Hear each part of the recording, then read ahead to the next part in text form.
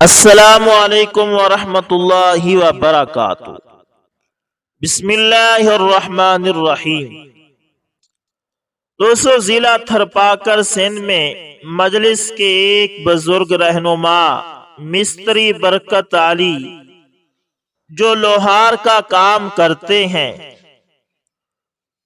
ان کے پاس ایک دفعہ مرزائی آیا اور بینچ پر بیٹھ کر اپنی ارتدادی تبلیغ شروع کر دی۔ مصری صاحب دستے والی کلہاڑی کی دھار تیز کر رہے تھے۔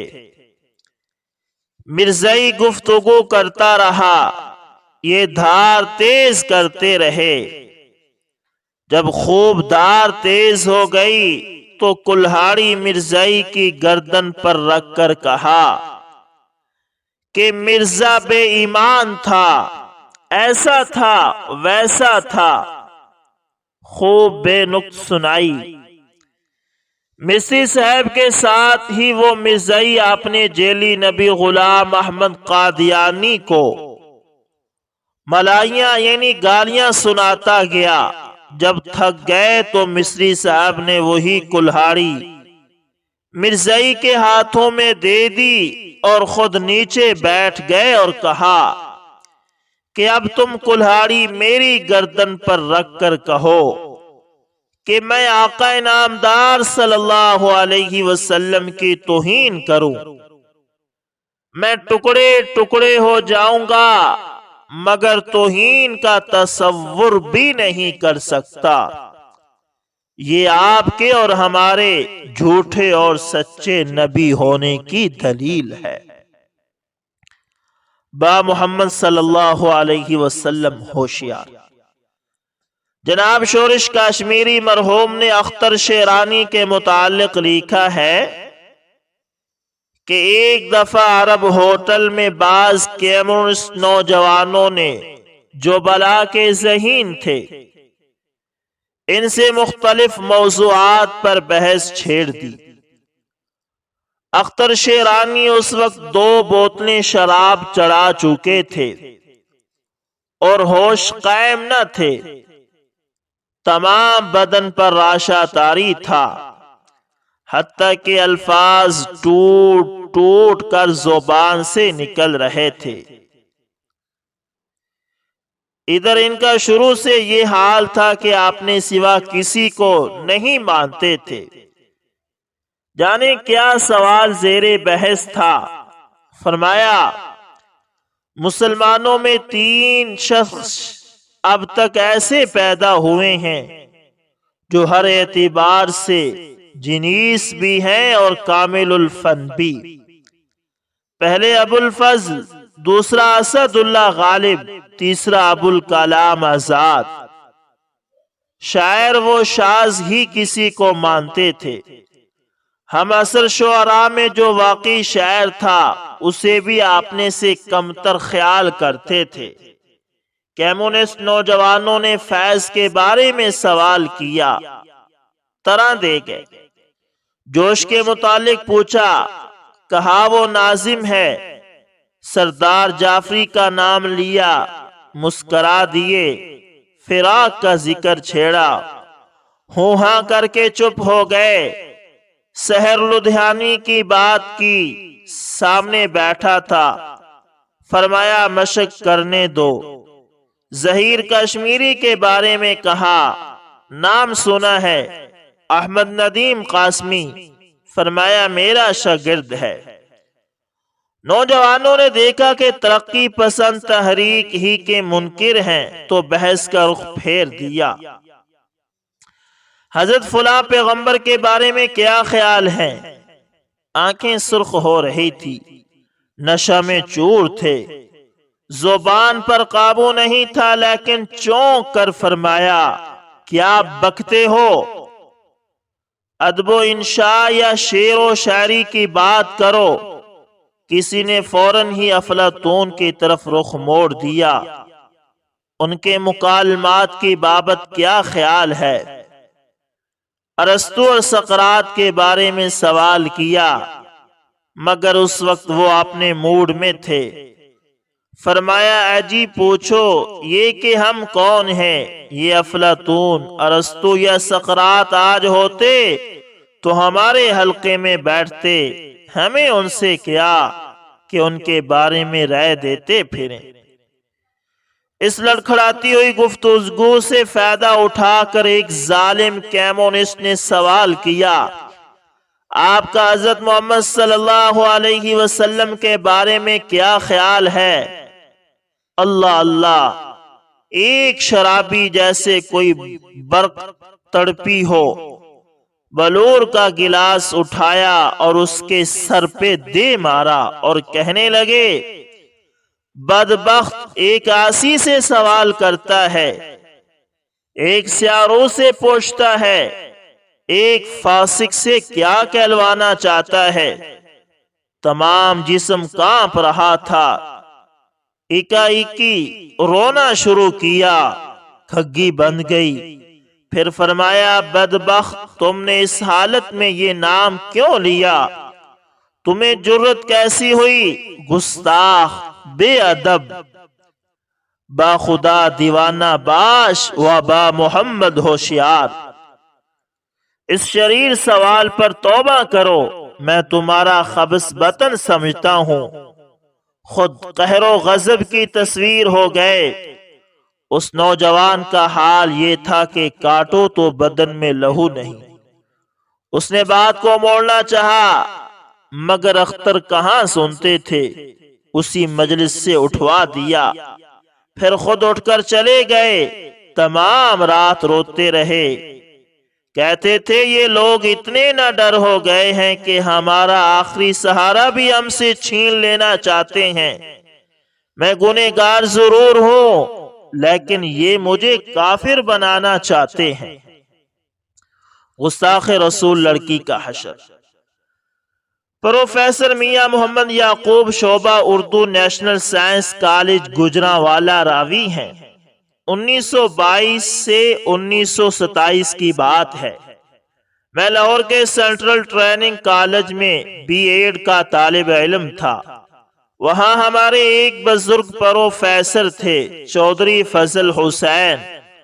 انہوں نے یہ واقعہ کلاس روم میں سنایا کہ میں بیروت کی یونیورسٹی میں زیر تعلیم تھا۔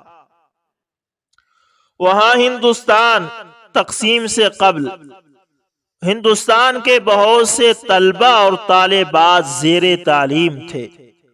ان میں سے ایک لڑکی بہت شوخ و شنگ اور الٹرا ماڈرن قسم کی تھی۔ اس کا تعلق ہندوستان کے کسی مسلمان نواب گھرانے سے تھا۔ وہ شاید فیشن کے طور پر کمیونزم کی پرچارک تھی۔ ایک دن ٹک شاپ پر اسلام اور کمیونزم کی بحث چل رہی تھی کہ اس ناہنجار لڑکی نے آپ صلی اللہ علیہ وسلم کی شان میں ایک آدھ نازیبا لفظ کہہ دیا۔ میں نے اسے بے نقط سنائی، بہت برا بھلا کہا اور ہمیشہ کے لیے اس سے قطع کلامی کر لی۔ پھر یوں ہوا کہ مجھے اور اس نابکار لڑکی کو، جو اپنی عمارت اور حسن پر بہت نازاں تھی، دوران تعلیم ہی برس کا حملہ ہوا۔ اس نے اپنے حسن کو بچانے کے لیے اس وقت کے اعلیٰ ترین ڈاکٹروں اور ہسپتالوں سے رجوع کیا، لیکن برس پھیلتا چلا گیا اور خود بھی پھیلتی چلی گئی، یعنی بے اندازہ موٹی ہو گئی۔ ہندوستان واپسی پر اس کا کہیں رشتہ نہ ہو سکا اور اپنی اس بری شکل کی وجہ سے اس نے گھر سے نکلنا بھی چھوڑ دیا، اور وہ جو کبھی جانے محفل ہوا کرتی تھی سوسائٹی میں نسیانن منسیہ ہو گئی، یعنی نسیم منسیہ یعنی کہ بھول چوک، اس کو کوئی جانتا بھی نہیں تھا، ایسی ہو گئی۔ ادھر واپسی کے بعد میں نے جہلم کے ایک معمولی سے ڈاکٹر سے علاج کروایا اور اللہ کے فضل سے چہرے پر ایک آدھ داغ کے سوا شفا ہو گئی۔ ساری کلاس نے سوال کیا، جناب اسے تو حضور صلی اللہ علیہ وسلم کی شان اقدس میں گستاخی کے سبب یہ سزا ملی، آپ پر برس کیوں حملہ آور ہوا؟ بوڑھے پروفیسر کے جواب نے نہ صرف پوری کلاس کو ورطہ حیرت میں ڈال دیا بلکہ سب کو آنسوؤں سے رلا دیا۔ فرمایا مجھے اس وجہ سے برس ہوا کہ میں نے گالیوں پر اکتفا کیوں کی اور اسے اسی دم قتل کیوں نہ کر ڈالا، صلی اللہ علیہ وسلم۔ دوستو یہ جون 1999 کا واقعہ ہے۔ برطانیہ کے شہر مانچسٹر میں واقع لڑکیوں کے ایک اسکول کے حال میں تقریری مقابلہ ہو رہا تھا۔ موضوع تھا مشہور مذہبی شخصیت۔ اس موضوع پر اظہار خیال کرتے ہوئے ایک لڑکی نے حضور نبی کریم صلی اللہ علیہ وسلم کی شخصیت کو اپنی تقریر کا موضوع بنایا۔ اپنی تقریر کے دوران یہ بچی جب بھی لفظ محمد ادا کرتی تو غیر ارادی طور پر صلی اللہ علیہ وسلم نہ کہتی۔ کلاس میں بیٹھی ایک بچی کو یہ حرکت انتہائی ناگوار گزری۔ اس غیر ارادی لغزش کو ایک دو دفعہ برداشت کرنے کے بعد اس بچی سے نہ رہا گیا۔ وہ اچانک اپنی نشست سے اٹھی اور زوردار آواز میں بے اختیار پکار اٹھی، صلی اللہ علیہ وسلم، صلی اللہ علیہ وسلم۔ حال میں سناٹا چھا گیا۔ سکول کی تاریخ میں پہلی بار کسی نے نظم و ضبط کے خلاف ورزی کی تھی۔ بچی کو فوری طور پر حال سے باہر نکال دیا گیا۔ یہودی اور عیسائی اساتذہ اور ماہرین نفسیات پر مشتمل بورڈ نے بچی سے متعدد سوالات کیے اور اس بے ساختہ حرکت کے بارے میں پوچھا۔ بچی نے ہچکیوں اور سسکیوں میں ایمان افروز جواب دیا کہ جب کوئی شخص ہمارے پیارے نبی حضرت محمد مصطفیٰ صلی اللہ علیہ وسلم کا اسم گرامی استعمال کرتا ہے تو اس پر فرض ہے کہ وہ صلی اللہ علیہ وسلم بھی ادا کرے۔ میں اس پر کوئی کمپرومائز نہیں کر سکتی۔ حضور نبی کریم صلی اللہ علیہ وسلم کا اسم گرامی سن کر صلی اللہ علیہ وسلم کے الفاظ کہنا میرا ایمانی اور دینی استحقاق اور فریضہ ہے۔ اس فریضہ اور استحقاق کی ادائیگی سے مجھے ڈسپلن کے نام پر نہیں روکا جا سکتا۔ دوستو اسی طرح ایک اور مجاہد ملت کی داستان بھی سنتے جائیں۔ دوستو آج ہم اس لازوال اور عظیم شخصیت کے بارے میں بیان کریں گے جس نے اللہ اور اس کے رسول صلی اللہ علیہ وسلم کے دربار میں اپنی جان کا نذرانہ عقیدت پیش کیا۔ اس عظیم ہستی کا نام بابو معراج دین تھا۔ آپ 1921 میں اندرون لوہاری گیٹ لاہور کے محلہ چیڑی مارا میں پیدا ہوئے۔ آپ کے والد محترم کا نام چوہدری اللہ دیتا تھا اور آپ قوم کمبو سے تعلق رکھتے تھے۔ آپ ایک معزز گھرانے کے چشم و چراغ تھے اور بہت محنت کش لوگ تھے۔ آپ نے اپنی ابتدائی تعلیم مدرسہ اسلامیہ لوہاری گیٹ سے حاصل کی۔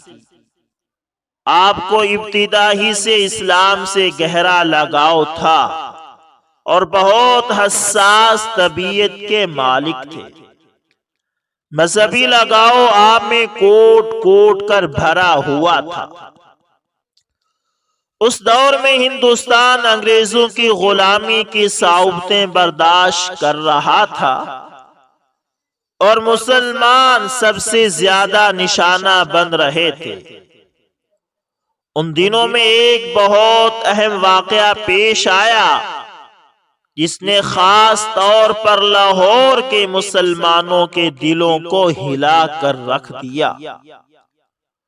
19 اپریل 1929 کو لاہور کے ایک باغیرت عاشق رسول صلی اللہ علیہ وسلم علم الدین نے کتابوں کے ہندو تاجر راجپال کو قتل کیا تھا۔ اس نے اپنی کتاب میں نبی کریم صلی اللہ علیہ وسلم کی شان اقدس میں گستاخی کی تھی۔ یہ واقعہ ہسپتال روڈ انارکلی لاہور میں پیش آیا تھا۔ علم الدین کو اس قتل کے عوض شہادت کا رتبہ ملا۔ اس واقعے نے لاہور بلکہ پورے ہندوستان میں مذہبی بیداری پیدا کر دی۔ اس واقعے کے تقریباً 6 سال بعد 1935 کو لاہور شہر میں ہی ایک اور ہولناک واقعہ ہوا جس نے پورے ہندوستان کے مسلمانوں کے رونگٹے کھڑے کر دیے۔ سکھوں نے مسجد شہید گنج کو مسمار کرنے کی ناپاک جسارت کی۔ لاہور کے مسلمانوں نے اس پر سخت رد عمل کا اظہار کیا۔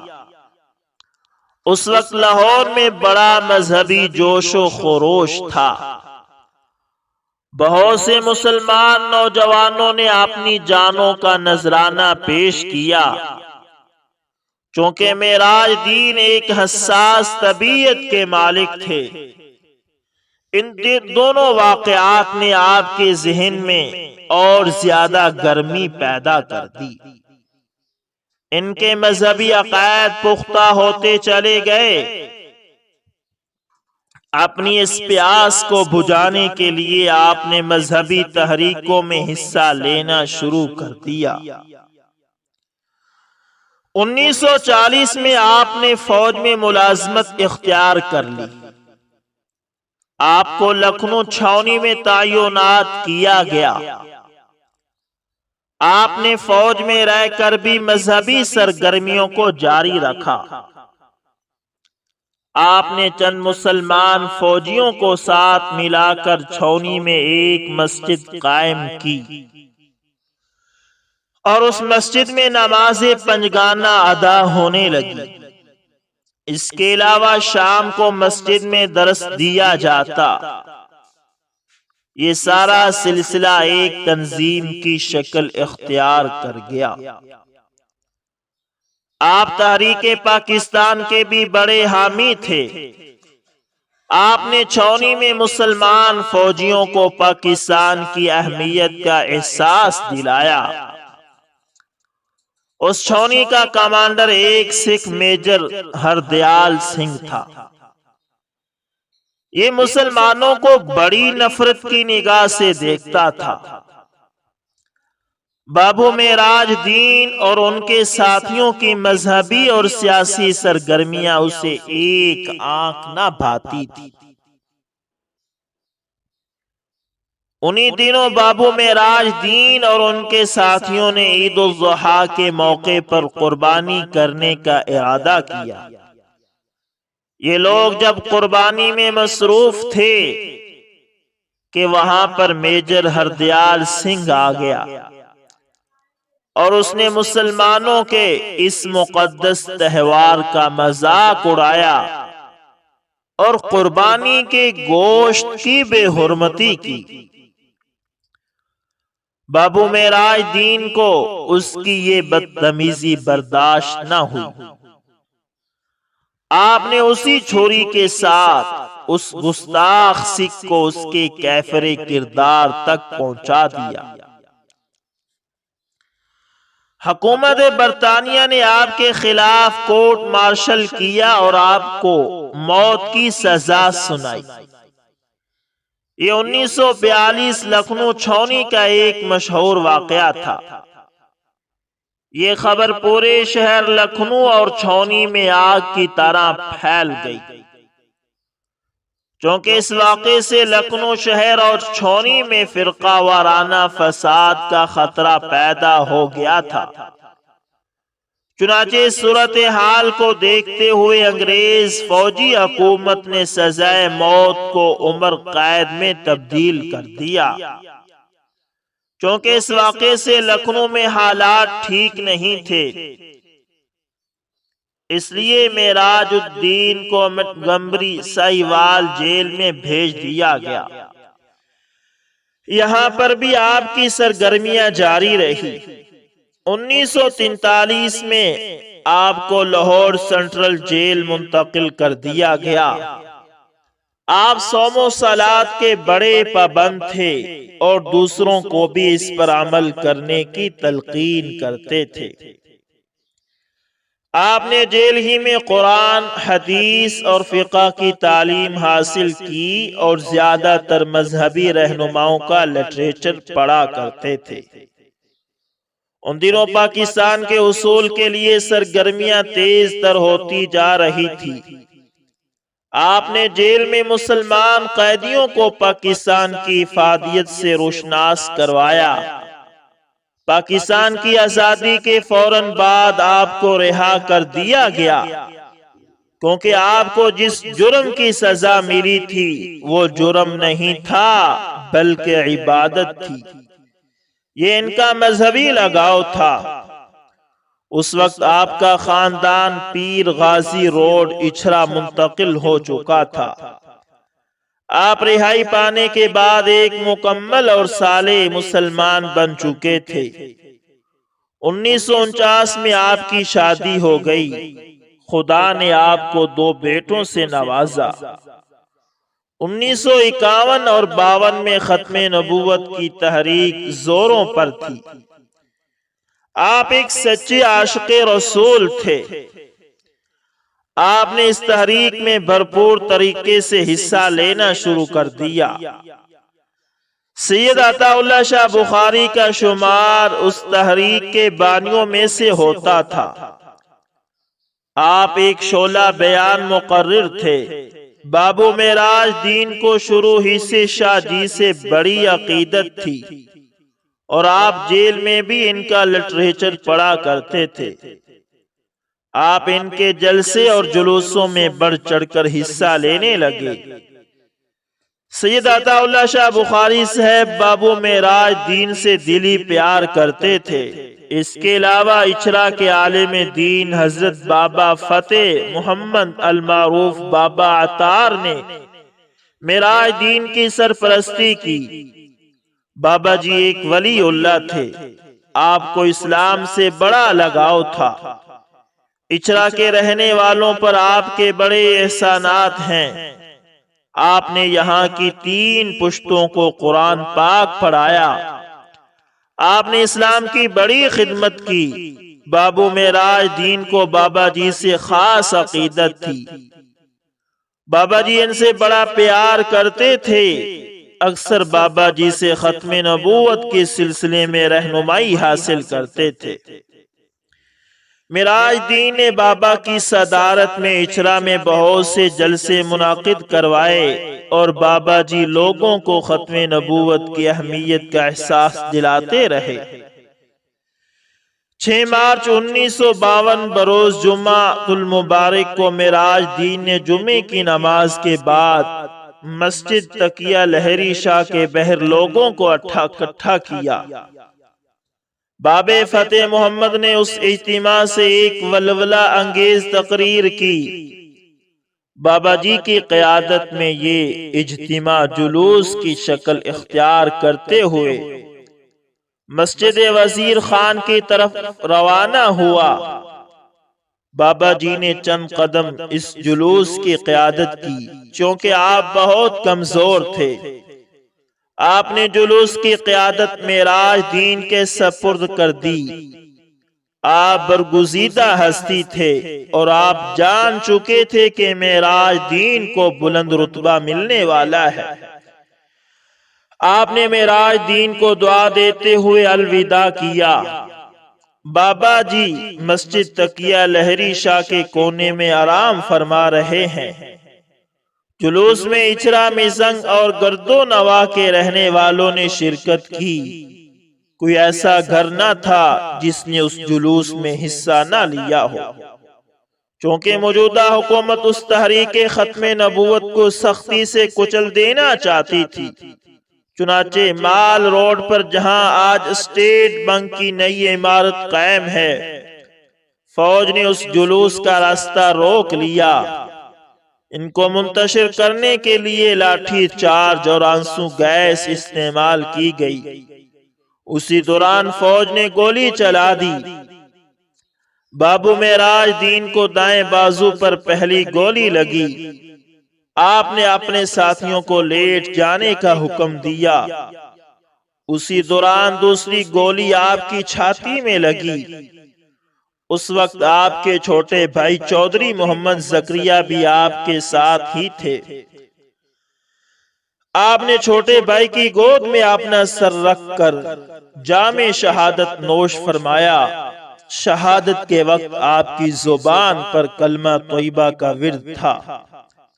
آپ کے جنازے میں لوگوں نے جوق در جوق شرکت کی۔ اچھرا کی تاریخ میں یہ سب سے بڑا جنازہ تھا۔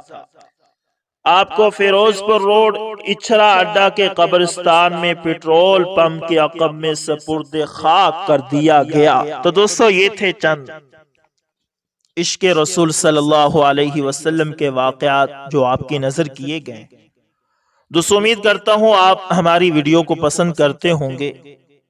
اگر آپ چاہتے ہیں کہ اس طرح کے نئے واقعات اور اس سلسلے کو جاری و ساری رکھا جائے تو آپ ہمارے چینل یس انفارمیشن ٹی وی کو لازمی سبسکرائب کریں اور ساتھ میں بیل کے نشان کو دبانا نہ بھولیے گا تاکہ ہر نئی ویڈیو کا نوٹیفیکیشن آپ تک پہنچتا رہے۔ دوستو ملتے ہیں کسی نیکسٹ اچھی سی ویڈیو کے اندر، تب تک کے لیے اللہ حافظ، جزاکم اللہ خیر۔